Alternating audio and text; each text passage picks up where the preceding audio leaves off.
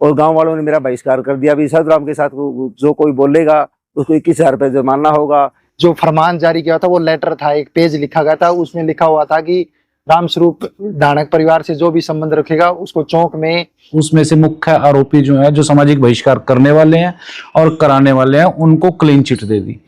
मैंने गांव वाले से हाथ जोड़ के माफी मांगी, मैंने पगड़ी रखी उनके सामने भी मैंने गलती क्या किया है, मेरा बहिष्कार ना किया जाए।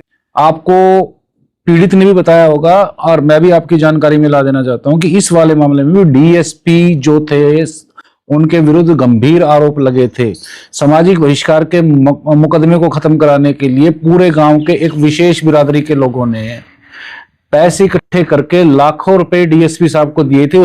भागू बेरा ने कहा कि अब गांव की गलियों में तुम्हारा कोई काम नहीं है, तुम्हें गांव छोड़ना पड़ेगा हर हालत में। हरियाणा में एक बार फिर से पुलिस का और समाज का वो पिछड़ेपन का क्रूरता भरा चेहरा सामने आया है।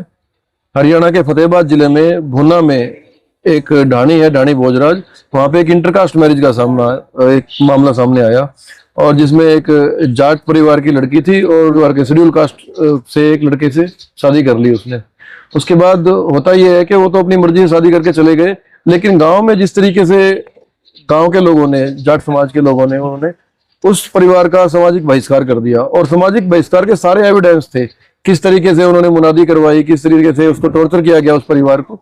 उसके बाद परेशान होकर परिवार ने पुलिस में कंप्लेंट कर दी।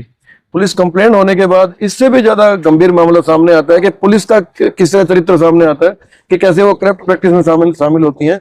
शायद पहली बार ऐसा हुआ है कि गांव ने चंदा इकट्ठा किया पुलिस को मैनेज करने के लिए, डीएसपी को रिश्वत देने के लिए, और डीएसपी ने रिश्वत लेके और जो जाट समाज था या जो गांव का बाहुबली समाज था उसके फेवर में फैसला भी कर दिया।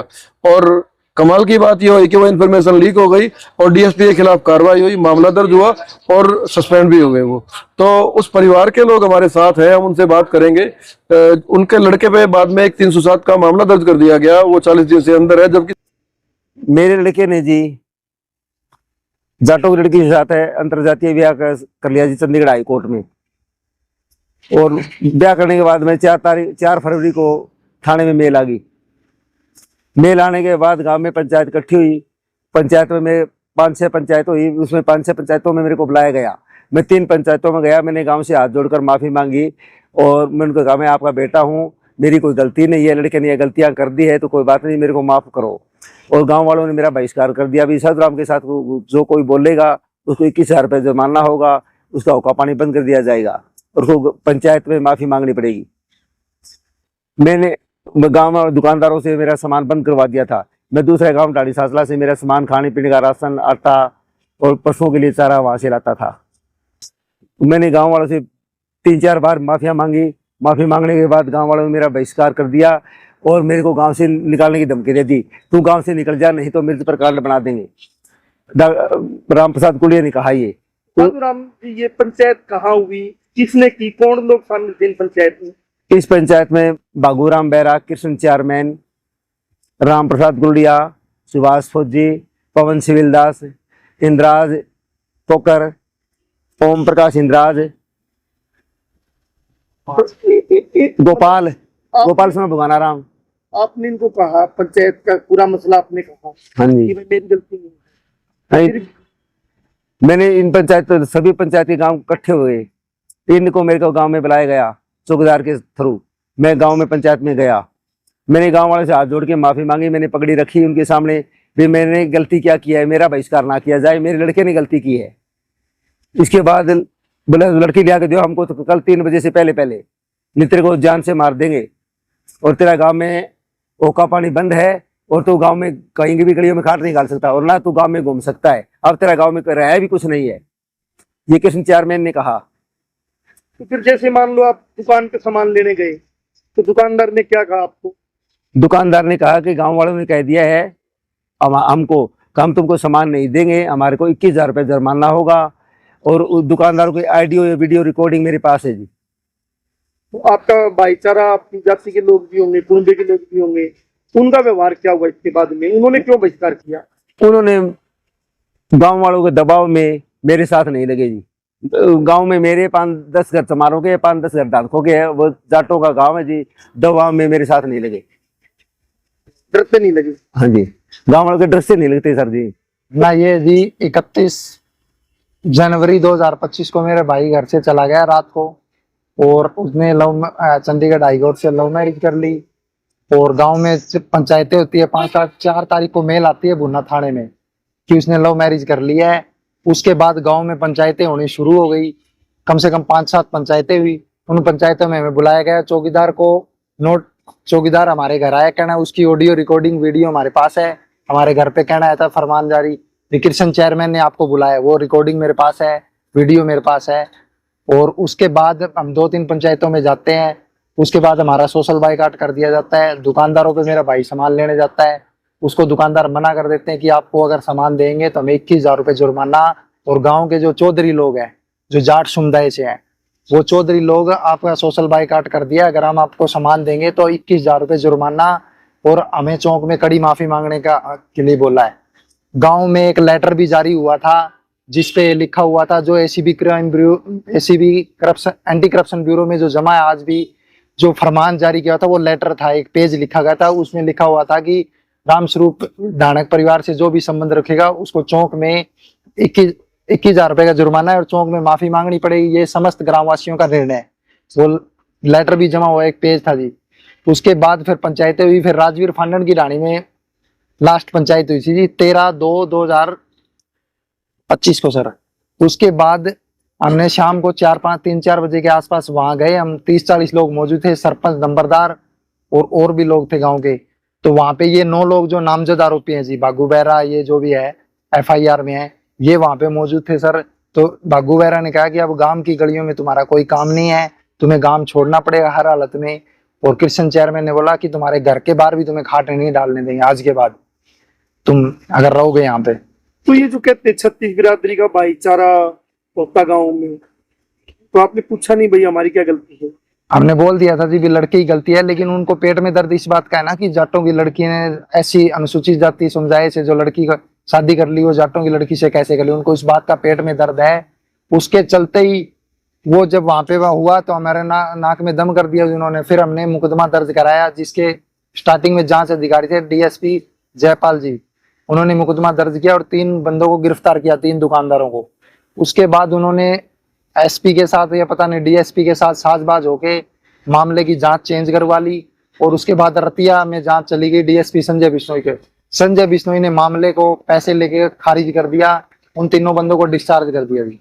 हालांकि मैंने सारे सबूत, ऑडियो, वीडियो रिकॉर्डिंग सब कुछ उसके सामने पेश किया है। तो इस पूरे मामले में आपका जो भाई है वो कहाँ रह रहा है?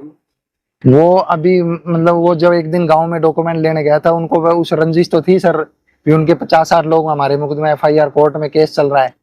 तो जैसे ही वो गांव में गया अपने डॉक्यूमेंट लेने के लिए, बाहर 10-15 लोगों ने उसे घेर लिया और जाति सूचक गालियां दी। उसके बाद उसने जब अपना खुद के बचाव के लिए एक बैनर की पाइप को उठाया और मारना चाहा, तो उन्होंने बाहर की जो रिकॉर्डिंग थी ना कैमरे की, वो तो पेश नहीं करी, अंदर वाली दे दी। तो उसमें क्या हुआ, उसके ऊपर फिर 307 का पर्चा दर्ज करा दिया फर्जी। अभी जेल में आपके? हाँ जी, हाँ जी। और उसकी पत्नी है वो कहाँ पे? वो हमारे साथ ही है। तो अभी आप गाँव में रह रहे हो, कहाँ रह रहे हो? हम हिसार रह रहे हैं। गाँव छोड़ दिया? हाँ जी। गाँव को छोड़ दिया? वो रहने नहीं देते हैं वहाँ पे, हमारी हर टाइप से बंदी है जी, सामान नहीं लेने देते, हर टाइप से बंदी है, कोई बोल नहीं चाल किसी का कुछ भी लेना देना नहीं है। और दूसरा, हमें फर्जी मुकदमे में उलझाने का प्रयास कर रहे हैं। तो आपका पिताजी क्या काम करते थे? प्लम्बर का जी। तो फिर गांव में काम मिलना बंद हो गया? हाँ जी, हाँ जी। तो सरकार से क्या मांग करना चाहोगे आप? सरकार तो हम ये मांग करना चाहिए जो हमारे ऊपर 307 का फर्जी मुकदमा हुआ है उसकी निष्पक्ष जांच की जाए। और दूसरा, जो मुकदमा 44 नंबर चल रहा है उसकी दोबारा जांच सही तरीके से करा के किसी ईमानदार अधिकारी से करवा के उस मामले में दोषियों के खिलाफ सख्त से सख्त कार्रवाई की जाए। सर, मामला है ढाणी भोजराज का, एक सामाजिक बहिष्कार का मामला है। और अलग अलग गांव में भी हम देखते हैं जब सामाजिक बहिष्कार होता है, डिजिटल एविडेंस आजकल होने के बाद भी उस तरीके से पुलिस कार्रवाई नहीं करती, और उसके बाद माननीय कोर्ट है, वहां से भी कोई संतोषजनक जवाब उसको ऐसा मिलता नहीं जल्दी। तो आपका क्या मानना, लीगल पक्ष क्या है?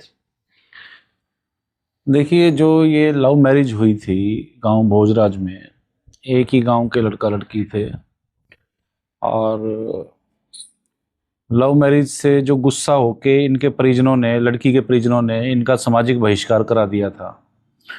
और सामाजिक बहिष्कार के चलते उनको रोज़मर्रा की जो चीज़ें थी वो देने से दुकानदार मना कर रहे थे, और उस चीज़ की वीडियो रिकॉर्डिंग जो थी वो शिकायतकर्ता पक्ष ने करके एक शिकायत के साथ पुलिस को दी थी, जिस मामले में एफआईआर रजिस्टर हो गई थी। अब इतना मजबूत एविडेंस आने के बाद भी पुलिस ने इस मामले में केस को खारिज कर दिया, यानी कह सकते हैं कि ऑलमोस्ट केस को खारिज कर दिया। केस के मुख्य आरोपी जो सामाजिक बहिष्कार करने वाले थे और सामाजिक बहिष्कार कराने वाले थे, दोनों को क्लीन चिट दे दी, और जिससे इन्होंने मुनादी करवाई थी चौकीदार से, उस चौकीदार को आरोपी बना के कर दिया। अब ये देखिए कि चौकीदार का क्या मतलब पर्सनल एजेंडा रहा होगा इनका सामाजिक बहिष्कार कराने का। ठीक है, ये तो समझा जा सकता है कि किस दबाव में पुलिस ने जो है ये केस है उसमें से मुख्य आरोपी जो है, जो सामाजिक बहिष्कार करने वाले हैं और कराने वाले हैं, उनको क्लीन चिट दे दी। जब सामाजिक बहिष्कार का मामला आता है तो पुलिस किस तरीके से काम करती है हमने देखा है बाटला वाले मैटर में। बाटला वाले मैटर में सामाजिक बहिष्कार के मामले में उस समय भी हमारे पास डिजिटल एविडेंस था, और उस डिजिटल एविडेंस के बावजूद सरकार, पुलिस, खाप पंचायतें, गांव की भाईचारा कमेटी, इन लोगों ने एक गठबंधन बना लिया था, और इन्होंने पूरी सरकार ने ताकत झोंक दी, पुलिस ने ताकत झोंक दी और उस केस को कमज़ोर करने के लिए। लेकिन वहाँ के जो पीड़ित थे वो मजबूत थे और वो सुप्रीम कोर्ट तक गए, पुलिस को फटकारें लगी। और इस वाले मामले में भी आपको पीड़ित ने भी बताया होगा, और मैं भी आपकी जानकारी में ला देना चाहता हूं कि इस वाले मामले में भी डीएसपी जो थे उनके विरुद्ध गंभीर आरोप लगे थे। सामाजिक बहिष्कार के मुकदमे को ख़त्म कराने के लिए पूरे गांव के एक विशेष बिरादरी के लोगों ने पैसे इकट्ठे करके लाखों रुपए डीएसपी साहब को दिए थे। उसकी ऑडियो भी वायरल हुई थी, उसकी लिस्ट भी वायरल हुई थी, किसके आदमी ने कितने पैसे दिए। इस डीएसपी के खिलाफ पीसी एक्ट का मुकदमा दर्ज हुआ था। पीसी एक्ट का मुकदमा दर्ज होने के बाद इससे जांच ले ली थी, लेकिन दुख की बात यह है कि इतने बड़े उलटफेर के बावजूद भी इस मामले में री इन्वेस्टिगेशन पुलिस ने सुओ मोटो नहीं कराई। हालांकि हमने कोर्ट में एप्लीकेशन दी है इस मामले में आरोपियों के खिलाफ दोबारा से इन्वेस्टिगेशन शुरू की जाए। सेकेंडली, इस मामले में जो डीएसपी है उसके खिलाफ जांच की जाए, उसको भी आरोपी बनाया जाए। इस तरीके से पैसे इकट्ठा करना, पहले सामाजिक बहिष्कार करना और फिर पैसे इकट्ठे करके पुलिस को देना, ये गठजोड़ क्या है? ये गठजोड़ देखिए, जो व्यक्ति प्रभावशाली होते हैं, जो डोमिनेंट होते हैं, जिनकी सरकार में भी हिस्सेदारी है, जमीनों के मालिक हैं, जो राजनीतिक में भी अपनी हिस्सेदारी रखते हैं, अब उन लोगों के ऊपर मुकदमे दर्ज हों और उनके प्रभाव का कुछ इस्तेमाल भी ना हो, तो ऐसा तो हो नहीं सकता ना। तो इसलिए पुलिस के ऊपर प्रेशर बनाया जाता है, और पुलिस में भी बड़े अधिकारियों के पद पर वही लोग पहुंचते हैं जिनकी पहुंच होती है, राजनीतिक हिस्सेदारी होती है। एससी, एसटी, बीसी समुदाय के राजपत्रित अधिकारी जो है आपको पुलिस डिपार्टमेंट में बहुत कम मिलेंगे। अगर मिलेंगे तो खुड्डे लाइन पोस्टों में मिलेंगी। जो क्रीमी पोस्ट है, जो इन्वेस्टिगेशन की पोस्ट है, एसपी की पोस्ट है, डीएसपी की पोस्ट है, एसएचओ की पोस्ट है, चौकी इंचार्ज की पोस्ट है, या कहें मलाईदार पोस्ट है, वहाँ पर अनुसूचित जाति का नहीं मिलेगा, ये लोग मिलेंगे। और इन लोगों के अंदर एक अच्छी बात है या बुरी बात है मेरे को नहीं पता, इनकी जाति का कोई अपराधी अगर आता है तो ये न्याय करने की बजाय उसको उस अपनी जाति के अपराधी के साथ वफादारी करते हैं, उनको बचाने का काम करते हैं। और यही हो रहा है हरियाणा में एससी एसटी एक्ट के केसेस में। इसलिए जब आप एससी एसटी एक्ट के अपराधी को डिजिटल एविडेंस के बावजूद छोड़ने का काम करोगे तो उसके तो हौसले बुलंद होंगे, वो दोबारा फिर अपराध करेगा कि पहले मेरा क्या बिगड़ गया। तो कहीं ना कहीं सरकार और पुलिस एससी एसटी एक्ट के अपराधों का ग्राफ बनाने में जिम्मेदार है।